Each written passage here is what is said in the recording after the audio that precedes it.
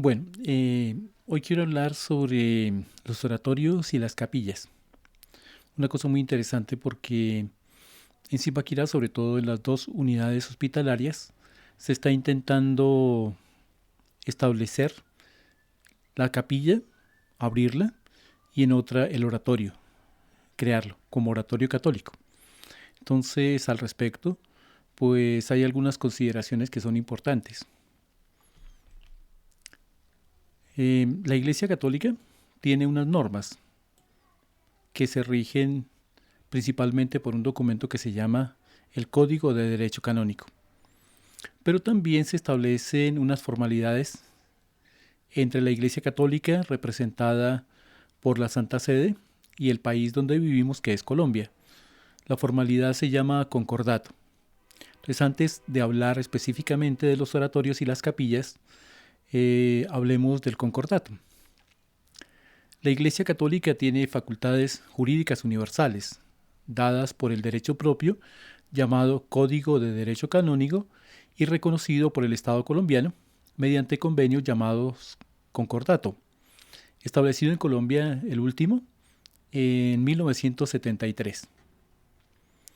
Por el concordato, el Estado garantiza a la Iglesia Católica y a quienes a ella pertenecen el pleno goce de sus derechos religiosos, sin perjuicio de la justa libertad religiosa de las demás confesiones y de sus miembros, lo mismo eh, que otras instituciones que puede ser que no profesen ninguna fe.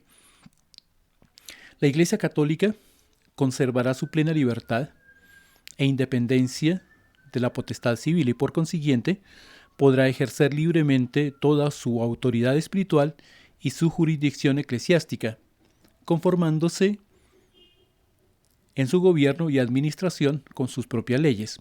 Esto está especificado en el artículo 2 del concordato entre la Iglesia Católica representada por la Santa Sede y el Estado colombiano.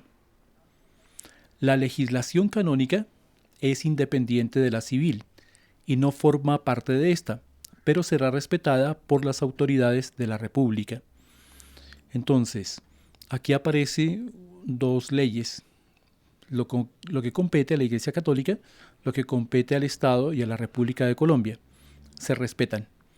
La Iglesia, consciente de la misión que le compete de servir a la persona humana, continuará cooperando para el desarrollo de esta y de la comunidad por medio de sus instituciones y servicios pastorales. Entonces, en lo que se refiere específicamente a los centros hospitalarios, la Iglesia desarrolla una misión pastoral y es conforme a la ley. Entonces, ahora sí pasamos a mencionar lo que dice el Código de Derecho Canónico sobre los lugares sagrados. Esto está en los cánones 1205-1243. Son lugares sagrados aquellos que se destinan al culto divino o a la sepultura de los fieles mediante la dedicación o bendición prescrita en los libros litúrgicos. Entonces, no todo sitio es considerado sagrado. Es considerado sagrado aquel que es reconocido como tal para el culto divino o para la sepultura de los fieles y ha sido bendecido. Entonces, no solo por el hecho de pensar que es divino o sagrado, ya de por sí es sagrado, no. Se considera sagrado si cumple estas normas. La dedicación de un lugar corresponde al obispo diocesano y a aquellos que se le equiparan por el derecho canónico. Tales personas pueden encomendar a cualquier obispo o, en caso excepcional, a un sacerdote presbítero el encargo de realizar esa dedicación en su territorio. Es decir, ¿quién puede declarar como lugar sagrado un espacio? El obispo. O, en caso muy particular, otro obispo delegado por el obispo territorial o a un presbítero. Los lugares sagrados son bendecidos por el ordinario. De eso dice el canon 1208, se ha de levantar un acta de la dedicación o de la bendición de una iglesia y asimismo de la bendición de un cementerio. y esto se guardará un ejemplar en la curia diocesana y otro en el archivo de la iglesia. Entonces, las actas se prescriben por el derecho canónico y se han de hacer como lo manda. La dedicación o bendición de un lugar, con tal que no perjudique a nadie, se prueban suficientemente por un testigo libre de toda sospecha. Es importante que como mínimo haya un testigo. En un lugar sagrado solo puede admitirse aquello que favorece el ejercicio y el fomento del culto, de la piedad y de la fe religiosa, y se prohíbe lo que no esté en consonancia con la santidad del lugar. Sin embargo, el ordinario puede permitir en casos concretos otros usos, siempre que no sean contrarios a la santidad del lugar. Entonces, el lugar se consagra, se dedica a acciones específicamente cristianas. Pero en algún lugar, en algún momento, si se conviene, porque no es contrario al uso de la fe, el uso para otras actividades que se asemejen al bien de la persona. Los lugares quedan violados, es decir, ya no quedan sagrados, cuando con escándalo de los fieles se comete en ellos actos gravemente injuriosos que a juicio del ordinario del lugar revisten tal gravedad y son tan contrarios a la santidad del lugar que en ellos no puede ejercerse el culto hasta que se repare la injuria por un rito penitencial conforme lo manden los libros litúrgicos. Es decir, cuando se hacen actos impropios de la dedicación del lugar, ya no se puede seguir haciendo la celebración religiosa. Es necesario hacer otro acto de reparación. Los lugares sagrados pierden su dedicación si resultan destruidos o reducidos permanentemente a usos profanos cuando se da por un decreto del ordinario, en este caso del obispo. La autoridad eclesiástica ejerce libremente sus poderes y funciones en los lugares sagrados. Entonces, ¿quién hace posible que un lugar sea sagrado? El obispo diocesano o quien ejerce las tareas del obispo, que se llama ordinario. Hablemos entonces de los oratorios y las capillas particulares. Esto está en los cánones 1223 a 1229. Con el nombre de oratorio, esto es muy importante para que haya claridad, ¿qué es un oratorio? Se designa a un lugar destinado al culto divino, con licencia del ordinario, en beneficio de una comunidad o de un grupo de fieles, que acuden allí, al cual también pueden tener acceso otros fieles, con el consentimiento del superior competente. Entonces, es oratorio católico si es designado por el ordinario con una licencia, con una autorización, y donde se abre el culto a un grupo de fieles o a una comunidad específica. El ordinario no debe conceder licencia requerida para establecer un oratorio antes de visitar personalmente o por medio de otro el lugar destinado a oratorio o de considerarlo dignamente instalado.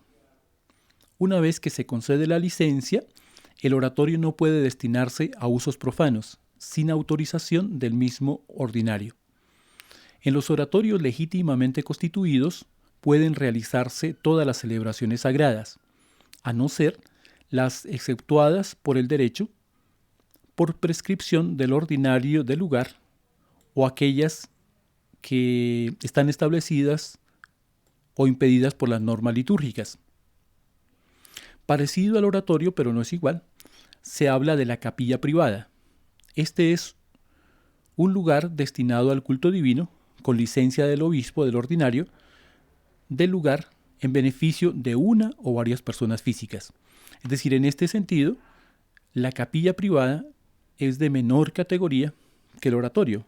El oratorio está abierto a un grupo grande de personas, la capilla privada a un grupo pequeño de personas o a una persona. Sin perjuicio de lo que prescribe el canon 1227, para celebrar la misa u otras funciones sagradas en las demás capillas privadas se requiere licencia del obispo. Es decir, no cualquier sacerdote, sino quien tiene la licencia para celebrar. Conviene que los oratorios y las capillas privadas se bendigan según el rito prescrito en los libros litúrgicos y deben reservarse exclusivamente para el culto divino y quedar libres de cualquier uso doméstico. Como cuarto elemento, hablamos de la reserva y veneración de la Santísima Eucaristía. Esto se halla en los cánones 934 a 944. La Santísima Eucaristía. Del parágrafo 1 del canon 934. La Santísima Eucaristía debe estar reservada en la iglesia catedral o en iglesias equiparadas a ella, también en todas las iglesias parroquiales y en la iglesia u oratorio anexo a la casa de un instituto religioso o sociedad de vida apostólica. Entonces aquí hablamos de congregaciones o movimientos apostólicos. Puede reservarse en la capilla del obispo y con licencia del ordinario del lugar en otras iglesias, oratorios y capillas. En los lugares sagrados, donde se reserva la Santísima Eucaristía, debe haber siempre alguien a su cuidado, y en la medida de lo posible, celebrará allí la misa, un sacerdote, al menos 2 veces al mes. Entonces el oratorio está encargado a un sacerdote, y él tiene la tarea de celebrar por lo menos 2 veces en el mes como mínimo. A nadie le está permitido conservar en su casa la Santísima Eucaristía o llevarla consigo en los viajes, a no ser que lo exija una necesidad pastoral, observando las prescripciones dictadas por el obispo diocesano. Entonces, en el caso específico de los hospitales, pues se lleva porque es necesario presentársela a los enfermos, algo que permite también al capellán los oratorios y capillas es tener la reserva del Santísimo para ofrecérsela a los enfermos cuando sea necesario. En la casa de un instituto religioso o en otra casa piadosa, se debe reservar la Santísima Eucaristía solo en la iglesia o en el oratorio principal, anexo a la casa, pero el ordinario, por causa justa, puede permitir que se reserve también en otro oratorio de la misma casa. La iglesia en la que está reservada la Santísima Eucaristía debe quedar abierta a los fieles, por lo menos algunas horas al día, a no ser que obste una razón grave, para que puedan hacer oración ante el Santísimo Sacramento. Habitualmente, dice el canon 938, la Santísima Eucaristía está reservada en un solo sagrario de la iglesia u oratorio. El sagrario, en el que se reserva la Santísima Eucaristía, ha de estar colocado en una parte de la iglesia u oratorio verdaderamente noble, destacada convenientemente, adornada y apropiada para la oración. El sagrario, en el que se reserva habitualmente la Santísima Eucaristía, debe ser inamovible, es decir, debe estar en un sitio fijo, hecho de materia sólida, no transparente, cerrado de manera que se evite al máximo el peligro de profanación. Entonces esto es importante aclararlo, que el sagrario donde se reserva la Eucaristía debe ser de materia sólida y no transparente, y fijo en lo posible. Por causa grave, se puede reservar la Santísima Eucaristía en otro lugar digno y más seguro, sobre todo durante la noche. Quien cuida de la iglesia u oratorio ha de proveer a que se guarde con la mayor diligencia la llave del sagrario, en el que está reservada la Santísima Eucaristía. Es decir, normalmente no hay sino una persona que maneja la llave del sagrario y no puede estar rodando de mano en mano. Debe guardarse en un copón o recipiente las hostias consagradas en cantidad que corresponda a las necesidades de los fieles y renovarse con frecuencia consumiendo debidamente las anteriores. Es decir, se guarda una reserva de hostias, pero en lo posible hay que vivirla renovando, de manera que no pase mucho tiempo. En las iglesias y oratorios en los que esté permitido tener reservada la Santísima Eucaristía, se puede hacer la exposición tanto con el copón como con la custodia, cumpliendo las normas prescritas en los libros litúrgicos. Durante la celebración de la misa no ha de tenerse expuesta la custodia, no ha de exponerse el Santísimo Sacramento. en la misma iglesia u oratorio. Es aconsejable que en esas mismas iglesias y oratorios se hagan todos los años exposiciones solemnes del Santísimo Sacramento, que dure un tiempo adecuado, aunque no sea continuo, de manera que la comunidad local medite más profundamente sobre el misterio de la Eucaristía y lo adore. Sin embargo, esa exposición se hará solo si se prevé una concurrencia proporcionada de fieles y observando las normas establecidas. Entonces es cuando se desea hacer oración o alabanza del Santísimo Sacramento en algunas ocasiones. ¿Quién expone la Eucaristía? El ministro de la exposición del Santísimo Sacramento y de la bendición eucarística es el sacerdote o el diácono. En circunstancias muy particulares, solo para la exposición y reserva, pero sin bendición, lo hará el acólito o el ministro extraordinario de la Sagrada Comunión, u otro encargado por el ordinario del lugar, observando las prescripciones dictadas por el obispo diocesano. Como testimonio público de veneración a la Santísima Eucaristía, donde pueda hacerse a juicio del obispo diocesano, téngase una procesión por las calles, sobre todo en la solemnidad del cuerpo y la sangre de Cristo. Corresponde al obispo diocesano dar normas sobre ella, sobre la participación y a su decoro. Bueno, entonces estos comentarios pues son útiles para nuestra formación litúrgica, para la valoración de lo que estamos haciendo en el proceso de prepararnos para tener una capilla con el Santísimo Sacramento, tener un oratorio donde las personas puedan adorar al Señor Jesucristo, que se hace presente realmente de manera salvadora en la Eucaristía. Por eso la importancia de prepararnos dignamente y preparar dignamente el oratorio y la capilla.